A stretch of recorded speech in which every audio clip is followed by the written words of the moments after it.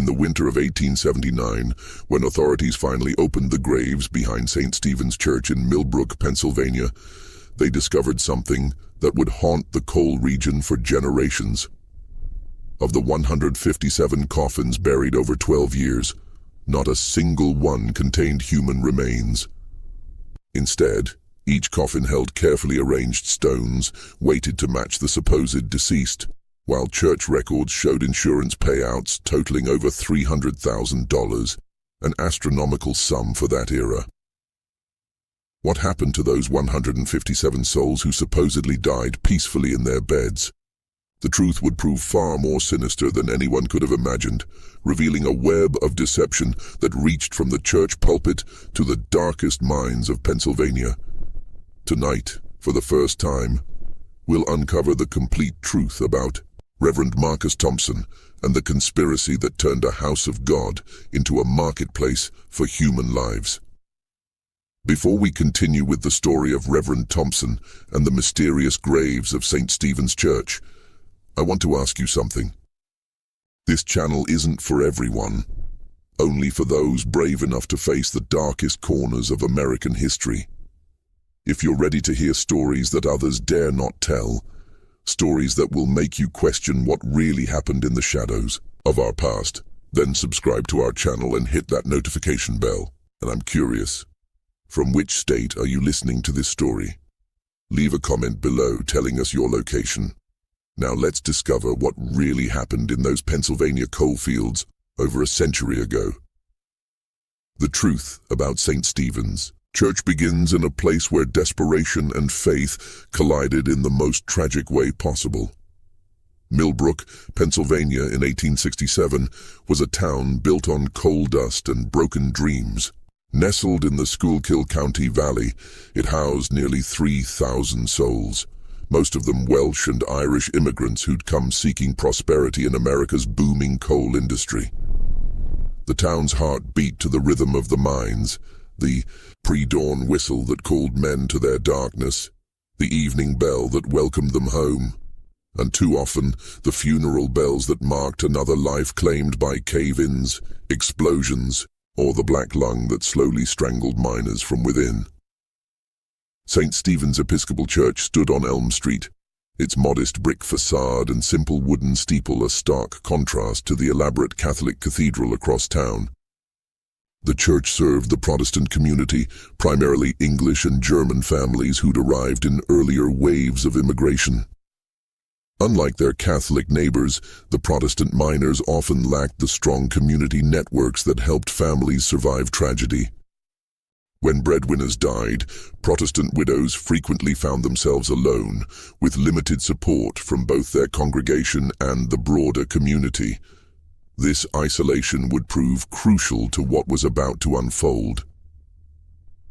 Reverend Marcus Thompson had arrived in Millbrook in early 1867, a tall, silver-haired man of 45 with pale blue eyes and a voice that could bring comfort to the grieving or fire to the faithful. He came with impeccable credentials, ordained in Philadelphia, previously served congregations in Harrisburg and Allentown, letters of recommendation from prominent Episcopal bishops. His wife, Catherine, was a refined woman who quickly organized church social events and visited the sick with appropriate Methodist devotion. Thompson's arrival couldn't have been more perfectly timed. The previous rector, Reverend William Hayes, had died suddenly of a heart attack, leaving the congregation without spiritual guidance during one of the deadliest periods in the mine's history. In Thompson's first 6 months, he conducted 14 funerals, more than Hayes had performed in his last 2 years combined. But Thompson brought more than spiritual comfort. He introduced something revolutionary to St. Stephen's, a church-sponsored life insurance program. "My dear brothers and sisters," Thompson announced from the pulpit on a crisp October Sunday in 1867, his voice carrying the authority of divine mission, "I have seen too much suffering in our community. Too many widows left destitute. Too many children orphaned, not just of fathers, but of any hope for their future. The Lord calls us to prepare for tomorrow, not merely pray for it. The insurance program was simple and appealing. Church members could purchase life insurance policies through a company Thompson had partnered with, Keystone Mutual Assurance of Philadelphia. The premiums were remarkably affordable, especially compared to other insurance companies that viewed coal mining as too risky. A miner could insure his life for $500, nearly 2 years' wages, for just 50 cents per month. Widows would receive immediate payment upon presentation of a death certificate. No questions asked, no lengthy investigations. Within 6 months, over 200 families had enrolled. What made Thompson's program particularly attractive was his personal attention to bereaved families.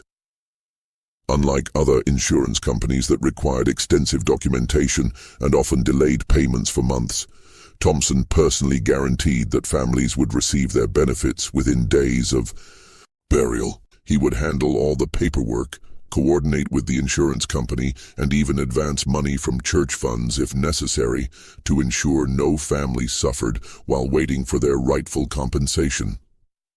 Dr. Cornelius Whitman, who had recently established his practice in Millbrook, became another key figure in this arrangement.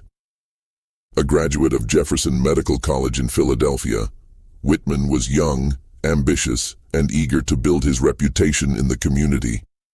He worked closely with Thompson, often waiving his fees for examining the deceased and providing death certificates for church members. This Christian charity, as Thompson called it, was another blessing the reverend had brought to their community.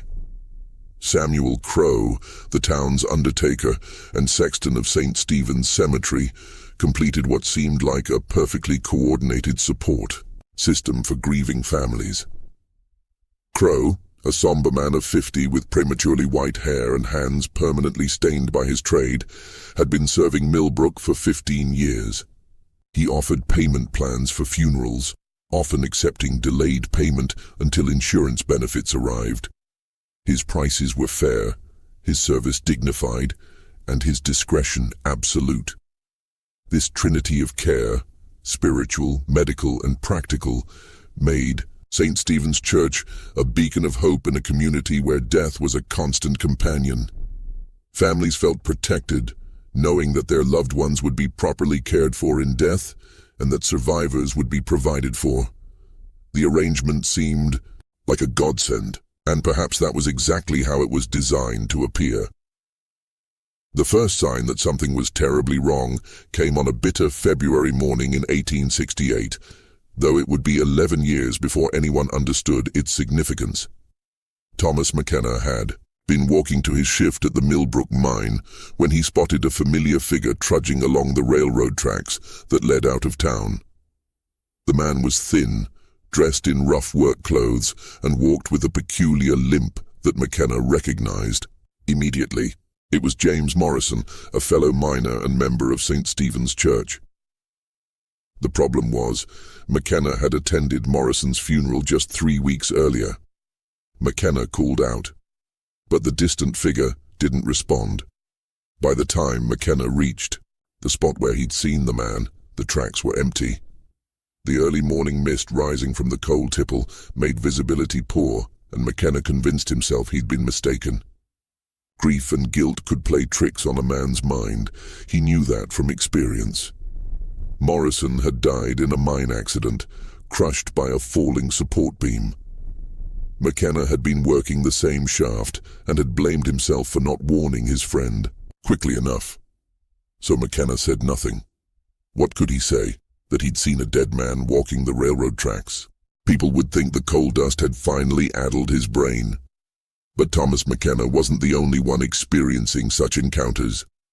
Over the following months, other residents reported similar sightings. Mary O'Sullivan swore she saw her deceased husband Patrick buying supplies at a general store in the neighboring town of Centralia.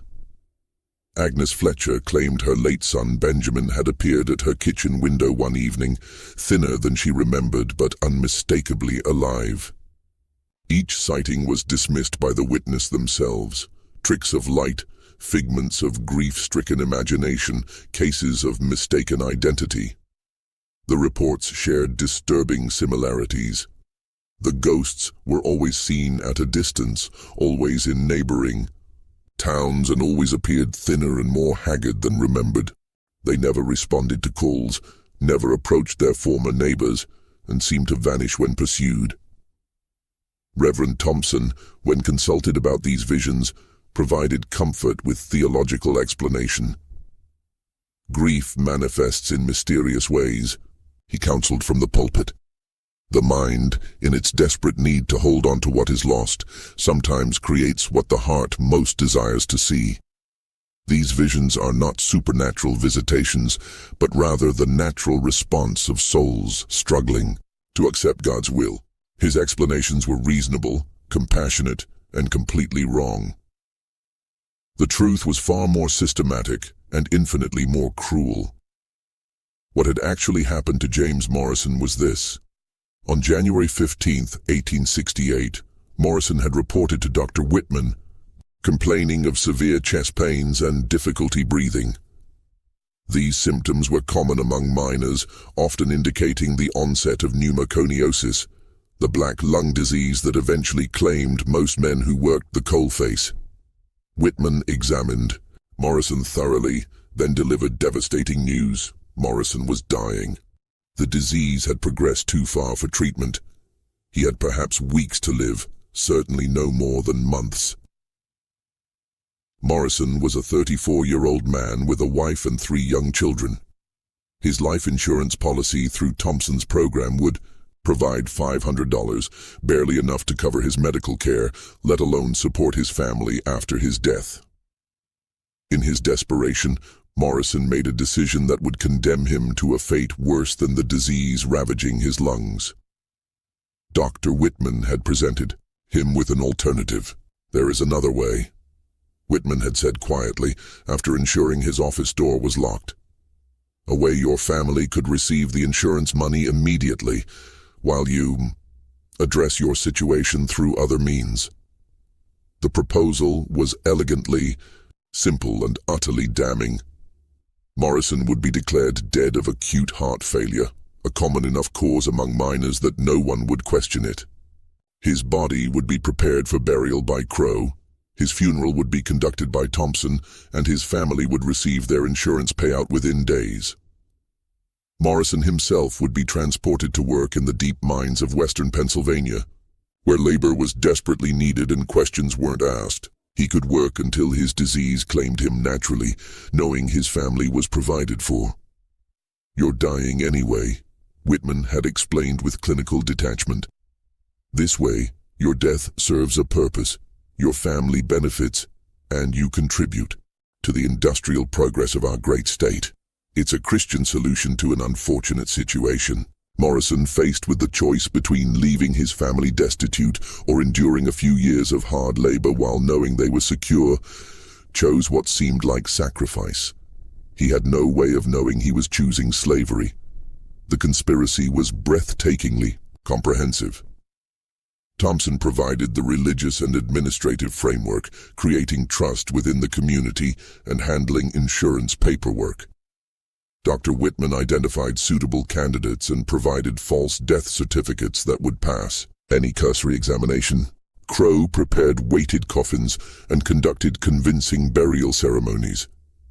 And a network of labor contractors transported the deceased to remote mining operations where they worked under assumed names until their real deaths occurred. But Morrison's appearance walking the railroad tracks had been no coincidence. He wasn't a free laborer heading to a new job. He was a prisoner being transported in chains, part of a human cargo bound for the hellish conditions of the anthracite mines near Centralia, where industrial accidents and cave-ins killed workers faster than they could be replaced.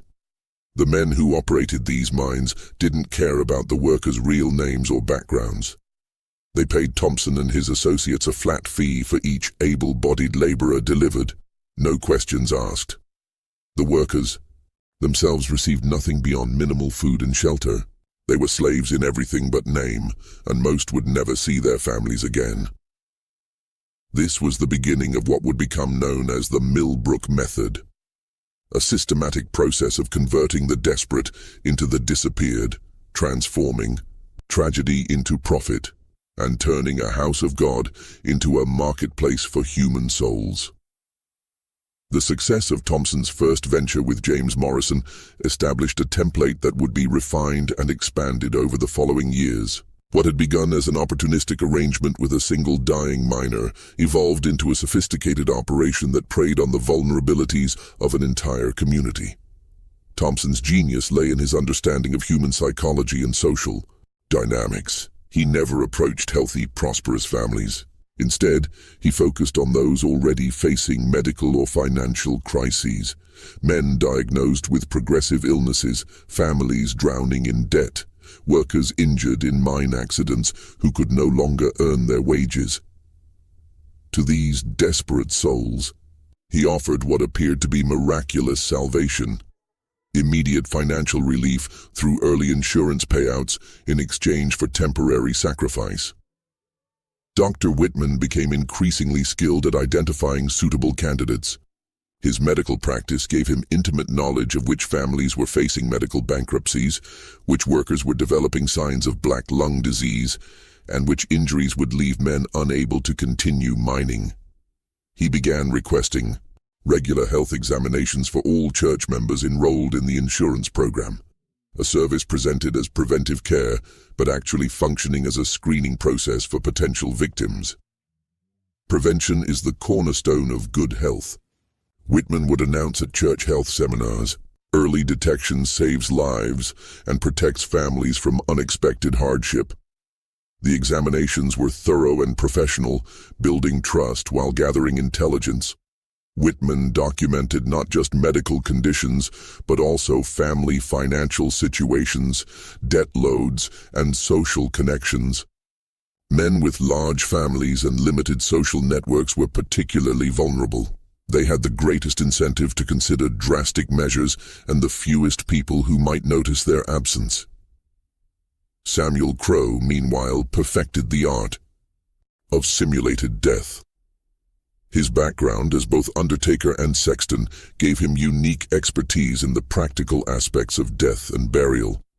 He developed techniques for creating convincing corpses using sawdust, rags, and stones, arranged to approximate human weight and dimensions. The coffins were sealed immediately after viewing, with explanations about rapid decomposition or infectious disease, making extended wakes inadvisable.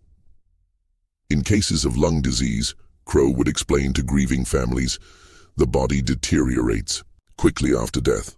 For the health and comfort of the bereaved, immediate sealing is recommended. The funeral services themselves were elaborate and emotionally overwhelming, designed to prevent close scrutiny of the proceedings. Thompson's sermons were particularly powerful during these occasions, focusing on themes of sacrifice, redemption, and the mysterious ways of divine providence. The emotional intensity of these services left families drained and grateful, not suspicious. Between 1868 and 1870, 12 more men were processed through this system. Each case followed the same pattern: terminal diagnosis or devastating injury, consultation with Dr. Whitman, private meeting with Reverend Thompson, staged death, elaborate funeral, immediate insurance payout, and transportation to remote mining operations. The victims were typically men in their 30s and 40s, old enough to have substantial family responsibilities, but young enough to provide years of hard labor. They came from different backgrounds. Within the Protestant community, Welsh miners, German railroad workers, Irish farmers who'd turned to mining after crop failures. What they shared was desperation and the belief that they were making a noble sacrifice for their families. None of them realized they were being sold into slavery. The mining operations that purchased these men were concentrated in the remote areas of western Pennsylvania, where the demand for expendable labor was enormous and regulation was minimal. These weren't the established mining companies with safety protocols and worker protections. They were illegal or quasi-legal operations that extracted coal from dangerous, unstable deposits using methods that legitimate companies had abandoned as too risky. Workers in these operations faced conditions that made normal mining seem safe by comparison. They worked 12 to 16-hour shifts in poorly ventilated tunnels, used outdated equipment that frequently malfunctioned, and lived in overcrowded barracks with inadequate food and medical care. Death rates were astronomical, but the operators didn't care. Replacement workers could always be obtained through contacts like Thompson. The men who survived more than a few months in these conditions became shells of their former selves. The combination of extreme physical labor, poor nutrition, constant danger, and complete isolation from their families broke their spirits as effectively as the work broke their bodies. Even if they had somehow escaped, they faced the impossible task of explaining their return from the dead to families who had mourned them and collected insurance money based on their demise. This psychological trap was perhaps the cruelest aspect of the entire system. The victims became complicit in their own enslavement, unable to reveal the truth without destroying the families they had supposedly died to protect. By 1870, Thompson's operation had generated over $6,500 in insurance payouts, a fortune by contemporary standards. More importantly, it had established him as one of the most trusted and beloved figures in Millbrook. His church membership had grown dramatically, drawn by his practical approach to family security and his genuine apparent concern for his congregation's welfare. The Keystone Mutual Assurance Company, far from being suspicious of the high death rate among St. Stephen's policyholders, was actually pleased with the arrangement. Thompson's prompt submission of documentation and the lack of disputed claims made Millbrook one of their most profitable markets. They even began recommending Thompson's methods to other agents as an example of effective customer service. But the system's very success would ultimately lead to its expansion and its eventual exposure. Thompson had created something too profitable to remain small, too successful to avoid attracting attention, and too dependent on human misery to continue indefinitely without consequences. The shadows of the past were about to give way to the darkest chapter of the conspiracy, as Thompson prepared to scale his operation to levels that would ultimately doom it.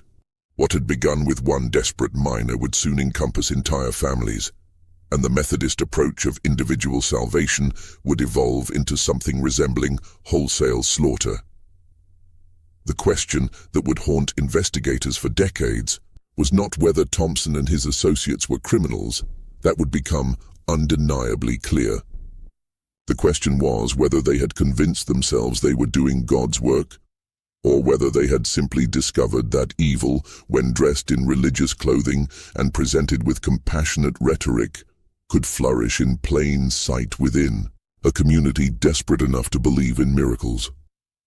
The transformation of Thompson's operation from opportunistic crime to systematic atrocity began in the spring of 1871, when he received an unexpected visitor that would change everything. Colonel Harrison Blackwood arrived in Millbrook on a Thursday morning, stepping off the Pennsylvania Railroad wearing an expensive suit and carrying leather satchels that suggested serious business. Blackwood was a veteran of the Civil War who had transitioned into industrial ventures, specifically the operation of mining concerns in the most remote and dangerous locations throughout Pennsylvania, West Virginia, and Ohio. What Blackwood offered Thompson was a dramatically expanded market for his unique services. "Reverend Thompson," Blackwood explained during their private meeting in the church office, "I represent a consortium of mining operations that have been impressed by your innovative approach to labor acquisition. We have immediate need for 500 able-bodied workers, and we're prepared to pay premium rates for rapid delivery." The math was staggering. At $75 per worker, triple Thompson's previous rate, this single contract would generate $37,500, more than most ministers earned in a lifetime. But Blackwood's proposal went far beyond simple expansion of existing methods. We're not just interested in the dying and desperate, Blackwood continued. We need healthy workers who can contribute for years, not months. We're prepared to offer family packages, situations where entire households can benefit from relocation with generous compensation for wives and children. Thompson understood immediately what Blackwood was suggesting. Instead of targeting only terminal cases, they would begin recruiting healthy workers under false pretenses, promising profitable employment in distant locations while actually delivering them into slavery. Families would receive insurance payouts for accidental deaths that never occurred, while the workers themselves disappeared into the industrial hell of illegal mining operations. Dr. Whitman was initially reluctant to participate in this expansion. Falsifying death certificates for legitimately ill patients was one thing. Those men were likely to die anyway, and their families did benefit from early insurance payments. But deliberately targeting healthy workers crossed a line that made him deeply uncomfortable. Marcus, Whitman confided during one of their private consultations, what we've been doing serves a purpose. We've helped families in desperate situations, provided for widows and orphans who would otherwise face destitution. But this is something else entirely. Thompson's response revealed the complete moral transformation that had occurred over the previous 4 years. Cornelius, you're thinking too narrowly, Thompson replied, his voice carrying the same pastoral authority he used in sermons.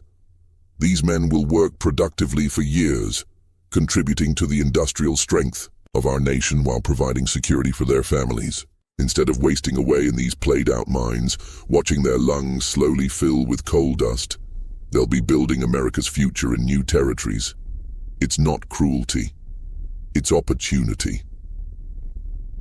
The Reverend had become expert at reframing slavery as salvation, presenting the complete destruction of families as family protection.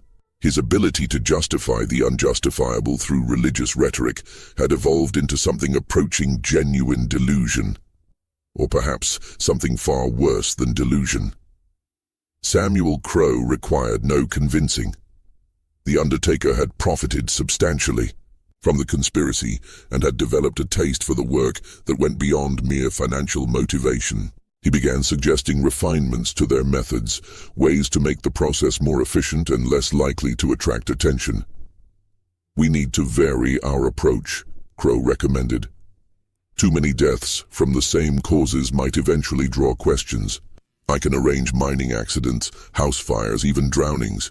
Each method requires different preparation, but the results are equally effective. The first family to be processed under the expanded system was the Hendersons, Robert, his wife Sarah, and their 2 teenage sons, Michael and James. Robert was a skilled carpenter who had been struggling to find steady work as mine construction slowed. When Thompson approached him with an offer of lucrative employment building mining infrastructure in Colorado, with immediate advance payment to help the family prepare for relocation, Robert saw it as an answer to prayer. The arrangement seemed generous and legitimate. Robert would travel ahead to establish housing and employment, while Sarah and the boys followed a few months later. To help with expenses, Thompson arranged for Robert to purchase a substantial life insurance policy, with the understanding that it could be converted to family coverage once they were established in Colorado. What actually happened was that Robert was declared dead in a mining accident 2 weeks after his supposed departure. Sarah received a $1,000 insurance payout and a detailed account of her husband's tragic death in a tunnel collapse. She was told that his body had been too badly damaged for return to Pennsylvania, but that he had been given a proper Christian burial by local authorities. 3 months later, Sarah and her sons were approached with a similar offer. Thompson explained that Robert had made arrangements before his death for his family to join him in Colorado, working with associates who would honor his wishes. The insurance money would cover their travel expenses, and profitable employment awaited them at their destination. Sarah, grieving and trusting the minister who had provided such comfort during her loss, agreed to the arrangement. She and her sons were given train tickets to what they believed was Colorado, but were actually transported to mining operations in remote areas of West Virginia, where they joined Robert in conditions that resembled nothing so much as a prison camp. The Henderson case established the template for what would become known as family processing, a method that eliminated potential witnesses while maximizing both insurance profits and labor yields. Between 1871 and 1875, Thompson processed 43 complete families through this system, generating over $85,000 in insurance payments while delivering nearly 200 workers to Blackwood's consortium. But this expansion brought new risks and complications. Unlike the original victims, who were already facing death or disability, the family processing system created victims who were healthy, connected to the community, and likely to be missed. Thompson needed new methods to explain their disappearances and prevent investigation. His solution was brilliant in its simplicity and horrifying in its implications. He began spreading stories of religious revival movements in the Western Territories, communities of faithful Christians who were establishing new settlements based on biblical principles.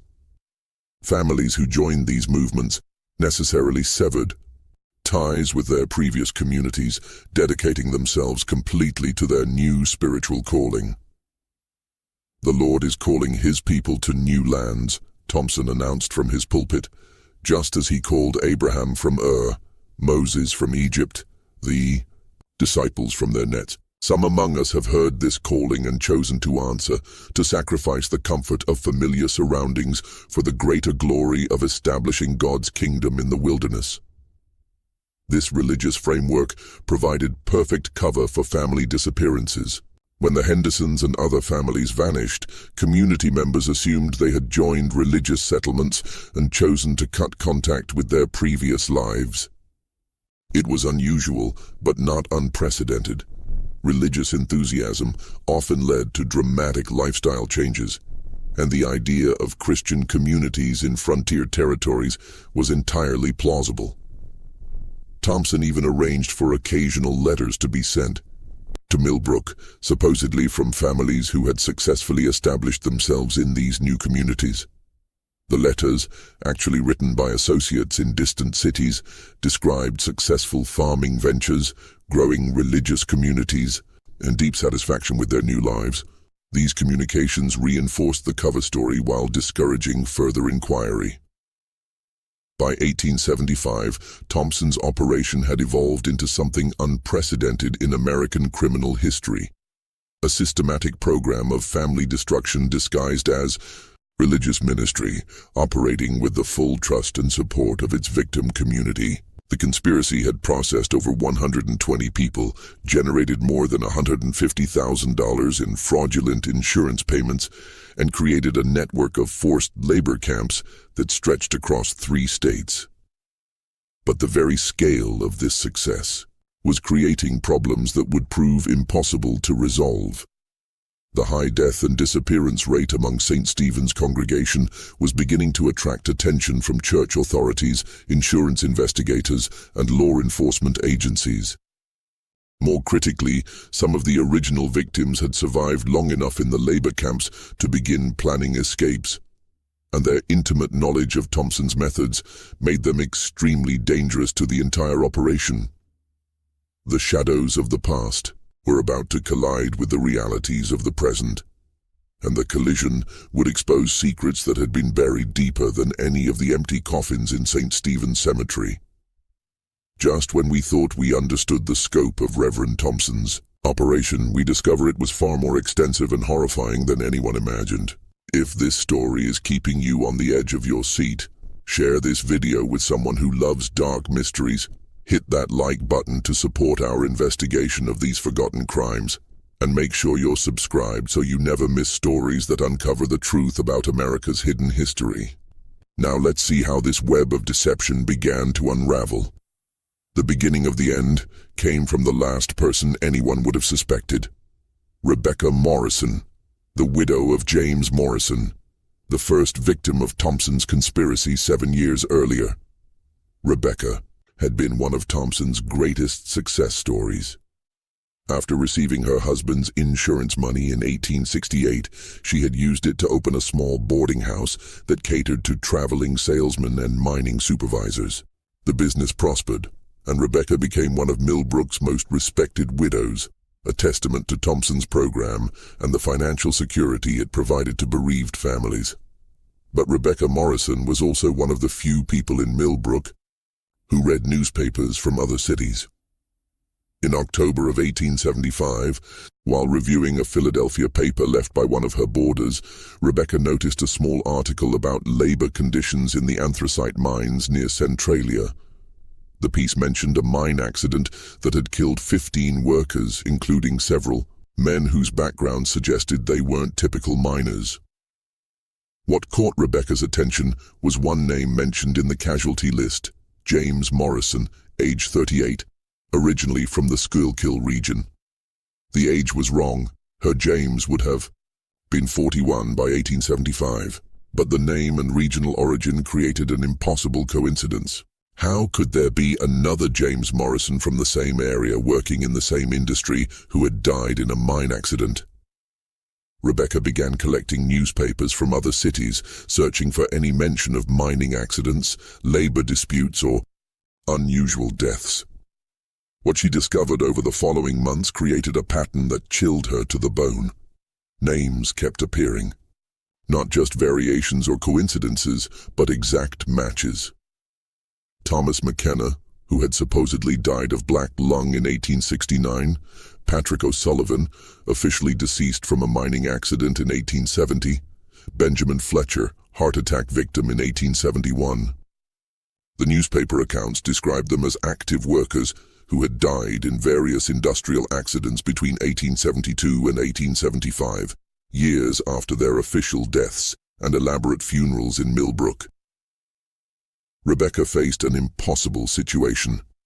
Either multiple men in Pennsylvania shared identical names with recently deceased members of her community, or the men she had mourned were still alive, or at least had been alive for years after their supposed deaths.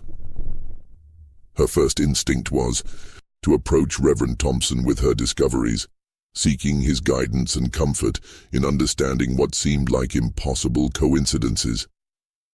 But something made her hesitate. Perhaps it was a subtle memory of Thompson's quick, almost too smooth, explanations for previous strange occurrences. Perhaps it was the way he had immediately discouraged discussion when other community members reported seeing their deceased relatives in neighboring towns. Instead, Rebecca decided to conduct her own investigation. Using her boarding house as a base of operations, Rebecca began corresponding with newspapers, coroners, and mining authorities in the regions where deceased Millbrook residents had supposedly died in industrial accidents. Her questions were carefully framed as those of a grieving community member seeking to understand the tragic pattern of accidents affecting men from her area. The responses she received painted a picture that defied every assumption about death, burial, and community trust. According to mining records, James Morrison had been employed by the Centralia Deep Coal Company from March 1868 until his death in October 1875. A period that began just 2 months after his funeral in Millbrook. Employment records described him as a skilled miner who had been brought in as part of a group of workers recruited from eastern Pennsylvania. He had lived in company housing, received company pay, and had been buried in the company cemetery after his death in a tunnel collapse. The same pattern emerged for other names. Men who had been mourned and buried in Millbrook had actually been working in remote mining operations for years after their supposed deaths. They had been employed under their real names, suggesting they weren't hiding their identities. They had received wages, lived in company housing, and interacted with other workers who knew them as living people, not as escapees from death. This revelation forced a terrible conclusion. Either the entire concept of death had somehow become unreliable, or the men buried in St. Stephen's Cemetery weren't actually buried there at all. Rebecca made a decision that would ultimately expose the entire conspiracy. On a cold November night in 1875, she recruited her brother-in-law Daniel Walsh and two trusted neighbors to help her investigate one of the graves. They chose James Morrison's grave, partly because Rebecca felt she had the right to know the truth about her husband, but mostly because his burial site was relatively isolated in the newer section of the cemetery. The four conspirators worked by lamplight, taking turns with shovels, expecting to find either human remains or evidence of desecration. What they found was a coffin full of stones and sawdust, carefully arranged to approximate the weight and dimensions of a human body. The discovery was devastating in its implications, but it also created a new problem. Rebecca and her associates now possessed evidence of a crime, but they had obtained it through illegal means. Disturbing a grave was a serious offense, and their investigation could result in their own prosecution. More importantly, they had no way of knowing how extensive the conspiracy might be or who else might be involved. If Reverend Thompson was part of the deception, who else might be complicit? Dr. Whitman had signed the death certificates. Samuel Crowe had prepared the bodies and conducted the burials. Were local authorities involved? Insurance investigators? How deep did the corruption extend? Rebecca made the decision to document her findings before approaching any official authorities. Over the following weeks, she and her associates secretly examined 6 more graves, finding the same evidence in each case. Coffins filled with stones, weighted to feel like human bodies, but containing no human remains. Meanwhile, Thompson was beginning to sense that his operation faced new risks. The expansion into family processing had created logistical challenges and increased the number of people who possessed dangerous knowledge. Some of the families processed through his system had extended relatives in other communities who asked uncomfortable questions about their sudden departure and subsequent silence. More troubling were reports from Blackwood's consortium about problems in the labor camps. Several original victims had survived longer than expected and were beginning to organize resistance among the workers. Some escape attempts had been successful, and escaped workers possessed intimate knowledge of Thompson's recruitment methods and the false deaths that had enabled their enslavement. Thompson began making preparations for what he privately called operational conclusion, the systematic elimination of evidence and witnesses that would allow him to relocate and establish similar operations in other communities. This preparation included plans for dealing with potentially problematic community members who might have discovered too much about his activities. Rebecca Morrison had no way of knowing that her investigation had attracted Thompson's attention, or that her name had been added to a list of people who posed unacceptable risks to the conspiracy's continued operation. The stage was set for a confrontation that would determine whether the truth about St. Stephen's Church would be exposed or buried forever along with its witnesses. Rebecca held evidence that could destroy Thompson's operation, but Thompson held power over an entire community and resources that could easily eliminate a troublesome widow. The question was not whether they would clash, but whether anyone would survive to tell the story of what happened when they did. The confrontation began on a grey December morning in 1875, when Rebecca Morrison made the mistake of trusting the wrong person with her terrible discoveries. She had decided to approach Dr. Whitman first, believing that his medical training and professional ethics would make him a reliable ally in exposing the conspiracy. Rebecca reasoned that if Whitman had been deceived into signing false death certificates, he would want to correct the record and prevent further crimes. If he was complicit, her approach would force him to reveal himself, but she believed she could manage that risk. She was catastrophically wrong about both assessments. When Rebecca presented her evidence to Dr. Whitman in his office, showing him the photographs she had taken of the opened graves and the documentation she had gathered about deceased miners working in other locations, Whitman's reaction was immediate and chilling. "Mrs. Morrison," he said quietly. "You have made a very serious mistake coming here." Within hours, Rebecca found herself confronting not just Dr. Whitman's betrayal, but the full extent of the conspiracy that had been operating around her for 7 years. Thompson arrived at Whitman's office accompanied by Samuel Crowe and 2 men Rebecca didn't recognize, rough-looking individuals who clearly weren't from Millbrook.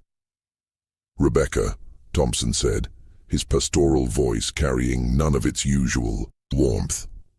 "You've discovered something that puts not just you but your entire community at risk. The work we've been doing here serves a greater purpose than you understand. The men you think we've wronged have contributed to industrial progress that benefits the entire nation. The families who received insurance payments have been saved from destitution. What seems like deception to you is actually a form of divine providence working through human agency." Thompson's attempt to justify the conspiracy through religious rhetoric revealed the complete moral corruption that had transformed him from minister to monster. But Rebecca Morrison was no longer the grieving widow who had accepted his comfort 7 years earlier.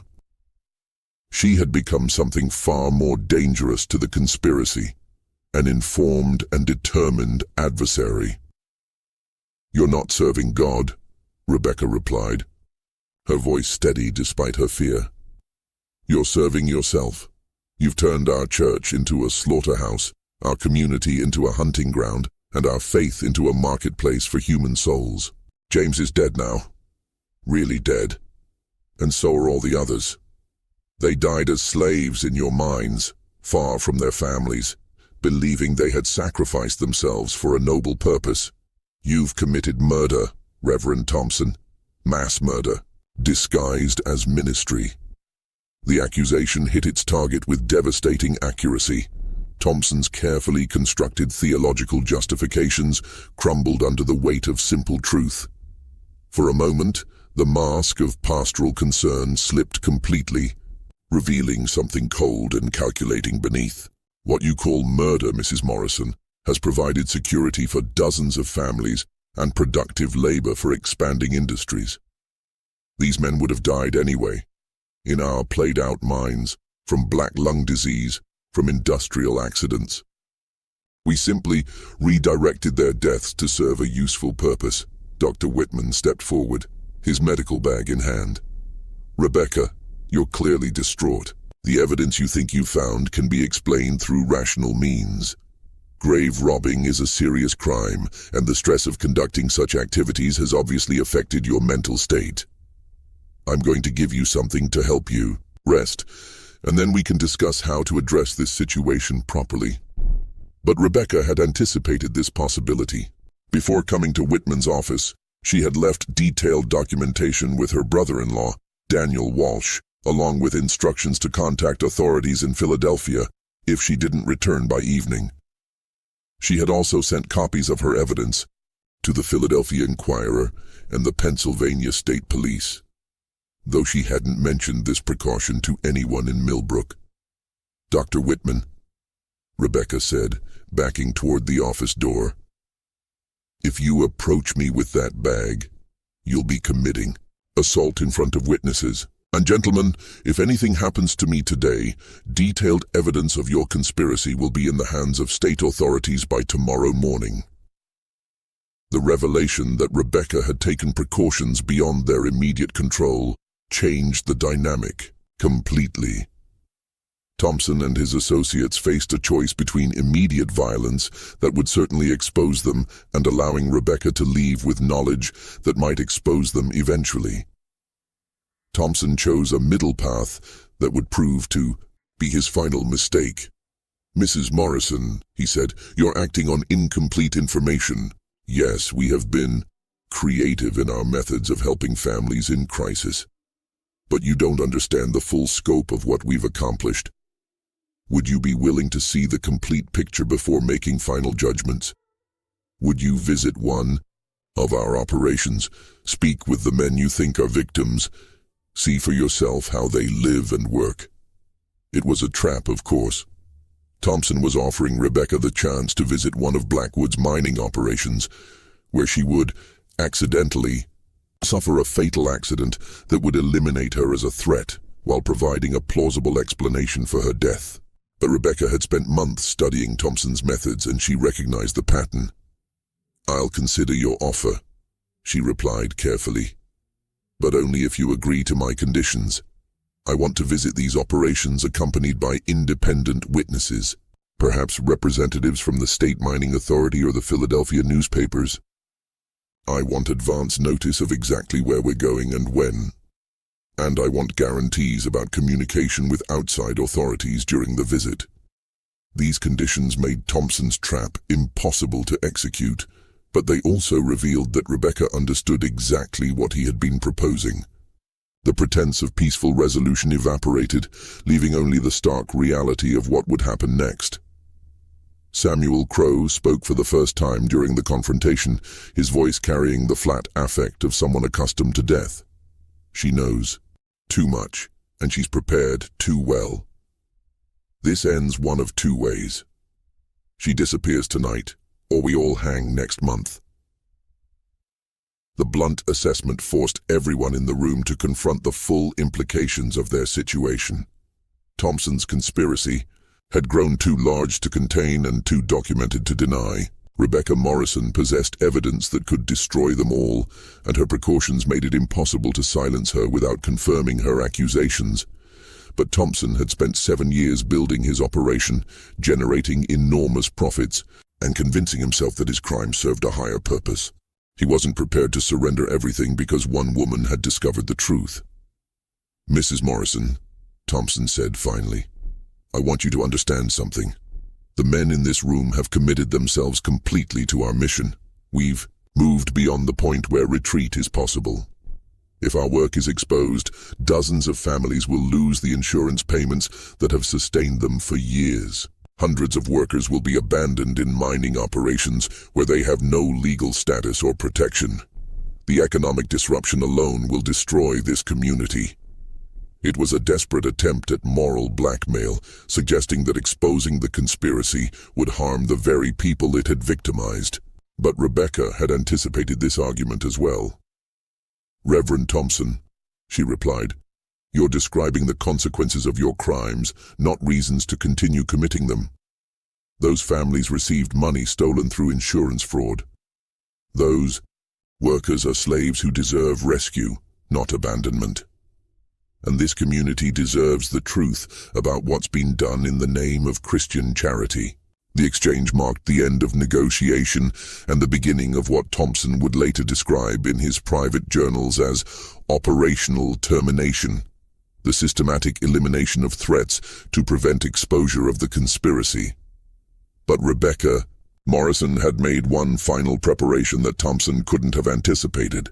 As she spoke her last words in Dr. Whitman's office, 2 Pennsylvania State Police investigators were already on a train to Millbrook, summoned by the evidence she had mailed to Harrisburg 3 days earlier. They would arrive that evening, armed with warrants and accompanied by federal marshals who had been investigating reports of forced labor in remote mining operations. The confrontation in Dr. Whitman's office was interrupted by the sound of horses and carriages arriving outside. Sounds that would mark the beginning of the largest criminal investigation in Pennsylvania's history and the end of Thompson's reign over St. Stephen's Church. What happened next would expose not just the scope of Thompson's conspiracy, but the horrifying conditions in the labor camps where his victims had been imprisoned, and the network of corruption that had allowed such systematic evil to flourish under the protection of religious authority. The arrest of Reverend Marcus Thompson, Dr. Cornelius Whitman, and Samuel Crowe on December 15, 1875, marked the beginning of an investigation that would ultimately expose the largest human trafficking operation in American history to that date. Pennsylvania State Police Captain William McCready, who led the initial investigation, would later write in his official report, "In 23 years of law enforcement, I have never encountered crimes of such scope and systematic cruelty. The conspiracy operated with the efficiency of a business enterprise and the moral authority of religious ministry, creating a perfect storm of exploitation that claimed at least 157 documented victims. The investigation revealed details that shocked even experienced law enforcement officials. Thompson's private journals, discovered in a hidden compartment of his church office, contained meticulous records of every victim processed through his system.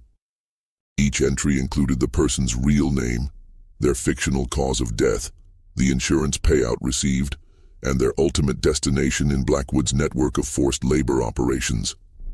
More disturbing were Thompson's theological justifications for each crime, written in the same hand that had prepared Sunday sermons. He had convinced himself that he was conducting a form of divine selection, identifying those whose deaths could serve a greater purpose, and arranging for that purpose to be fulfilled. His journal entries revealed a man who had gradually lost all distinction between religious calling and criminal enterprise. Dr. Whitman's medical records provided evidence of the systematic identification and targeting of victims. His patient files contained detailed assessments not just of medical conditions, but of family financial situations, social connections, and psychological vulnerabilities. Marginal notes in his handwriting included calculations of insurance values and assessments of each patient's potential productivity as forced labor. Samuel Crow's workshop yielded the most physically disturbing evidence. Investigators found detailed instructions for creating convincing corpses using sawdust, rags, and stones, along with tools and materials for sealing coffins immediately after viewing. They also discovered correspondence with suppliers who provided materials for these fake burials, revealing that the deception had required ongoing purchases of specialized equipment. The investigation of Blackwood's mining operations required coordination between state authorities in Pennsylvania, West Virginia, and Ohio. What they discovered was a network of illegal and quasi-legal mining concerns that operated under conditions resembling antebellum slavery. Workers were housed in overcrowded barracks, fed minimal rations, worked shifts of 12 to 16 hours, and received no wages beyond basic subsistence. Most shocking was the discovery that many of Thompson's victims were still alive when the investigation began. Rescue operations at 14 different mining sites freed 87 survivors, though most were in such poor physical and psychological condition that they required months of medical care before they could testify about their experiences. The survivor testimonies painted a picture of systematic psychological torture designed to prevent escape and resistance. Workers were told that their families believed them dead and had moved on with their lives. They were informed that returning home would result in insurance fraud charges that would imprison both them and their families. They were deliberately isolated from other workers to prevent the formation of supportive relationships or organized resistance. James Morrison, Rebecca's husband and Thompson's first victim, was among the survivors rescued from a mining operation near Centralia. He had been working in forced labor for 7 years and 11 months when investigators found him. His reunion with Rebecca became one of the most documented and emotionally powerful moments of the entire investigation, symbolizing both the horror of Thompson's crimes and the possibility of justice and recovery. The legal proceedings that followed were unprecedented in their scope and complexity. Thompson, Whitman, Crow, and 37 associates were charged with crimes ranging from insurance fraud and kidnapping to involuntary servitude and conspiracy to commit murder. The trials required testimony from over 200 witnesses and the examination of thousands of documents spanning nearly a decade. Thompson's defense team attempted to argue that their client had genuinely believed he was helping families in crisis, and that the conditions in the mining operations were beyond his control or knowledge. This strategy collapsed when prosecutors presented Thompson's private journals, which clearly documented his awareness of the true conditions and his active participation in maintaining them. The most damning evidence came from Thompson's own words, written in his journal after visiting one of the mining operations in 1874. "The Lord works in mysterious ways, transforming what appears to be suffering into divine purpose. These men sacrifice their earthly comfort so that their families may prosper and industry may advance. Their temporary hardship serves eternal purposes that they cannot comprehend, but must trust in faith." Dr. Whitman attempted to claim that he had been deceived by Thompson and had believed he was participating in a legitimate insurance program. This defense was undermined by evidence showing that he had personally visited mining operations, examined working conditions, and recommended changes to improve worker productivity rather than worker welfare. Samuel Crowe offered no defense beyond claiming he had followed orders and assumed others understood the legal implications of their actions. His cooperation with prosecutors, including detailed explanations of his methods for creating fake corpses and staging convincing funerals, secured him a reduced sentence, but also provided some of the most disturbing testimony in the entire proceedings. The trials concluded in October of 1876 with convictions on virtually all charges. Thompson was sentenced to life imprisonment at Eastern State Penitentiary, where he died in 1891, still maintaining in his final letters that he had been conducting God's work through unconventional means. Whitman received 25 years and served 18 before his death from consumption in 1894. Crowe was sentenced to 15 years and was released in 1889, after which he disappeared from historical records. The investigation's impact extended far beyond the prosecution of individual criminals. It led to significant reforms in insurance regulation, including requirements for independent verification of deaths and mandatory waiting periods before benefit payments. It also resulted in new federal legislation regarding working conditions in mining operations and the prosecution of forced labor arrangements. For the community of Millbrook, the revelation of Thompson's conspiracy created trauma that lasted for generations. Families who had mourned loved ones discovered that their grief had been manipulated for profit. Community members who had trusted Thompson's guidance realized they had been living under the authority of a criminal enterprise disguised as religious ministry. The psychological impact was particularly severe for families who had received insurance payments based on false deaths. Many felt compelled to return money they had spent on homes, businesses, and children's education, even though they had been victims rather than participants in the fraud. The moral complexity of their situation, having benefited financially from crimes they had not known were being committed, created guilt and shame that affected the community for decades. St. Stephen's Church itself never recovered from the scandal. Attendance dropped to fewer than 30 members by 1877, and the building was sold to the Catholic diocese in 1879. The cemetery remained under community control, but many families relocated the graves of legitimately deceased relatives to other burial grounds, unable to distinguish between real and fake burials without expensive exhumations. Rebecca Morrison became something of a national figure, celebrated in newspapers across the country as the brave widow who exposed one of America's most heinous criminal conspiracies. She used her newfound prominence to advocate for insurance reform and support for trafficking victims, speaking at conferences and meeting with legislators until her death in 1923.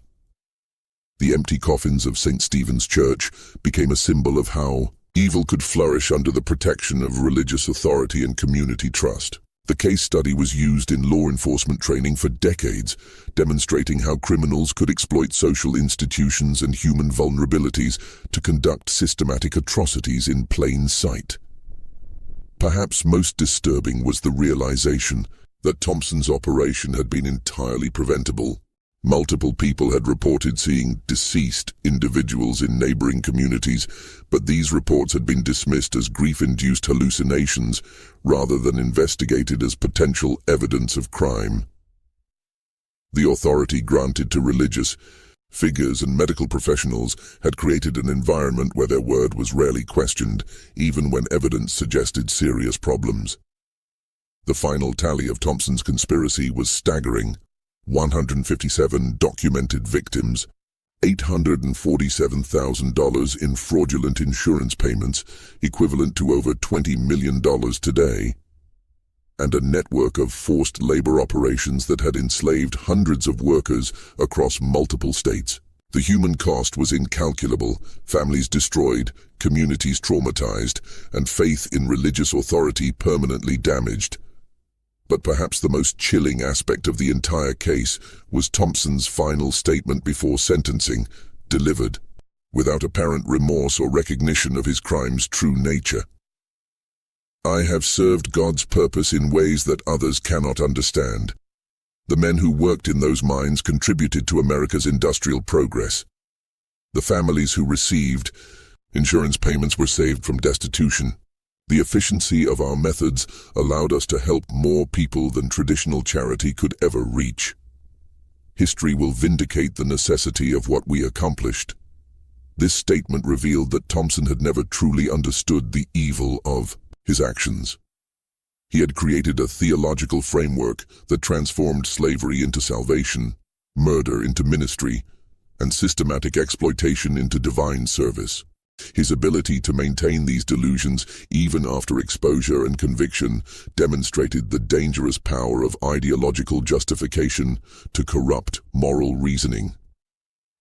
The story of St. Stephen's Church and its empty coffins serves as a permanent reminder that the greatest evils often wear the mask of greatest good, that authority without accountability breeds corruption, and that the price of community trust must never be the abandonment of individual vigilance. Rebecca Morrison's courage in investigating the impossible and confronting the unthinkable prevented Thompson's conspiracy from claiming additional victims and ensured that the truth, however horrible, would not remain buried with its evidence.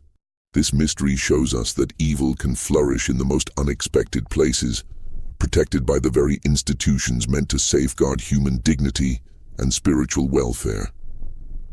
What do you think of this story? Do you believe that communities today are better protected against such systematic deception? Or could similar conspiracies still operate under the cover of religious or charitable authority? Leave your thoughts in the comments below.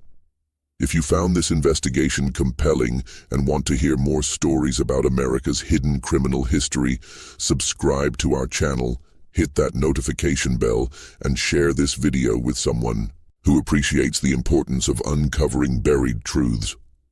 Until next time, remember that the most important stories are often the ones that powerful people hoped would never be told.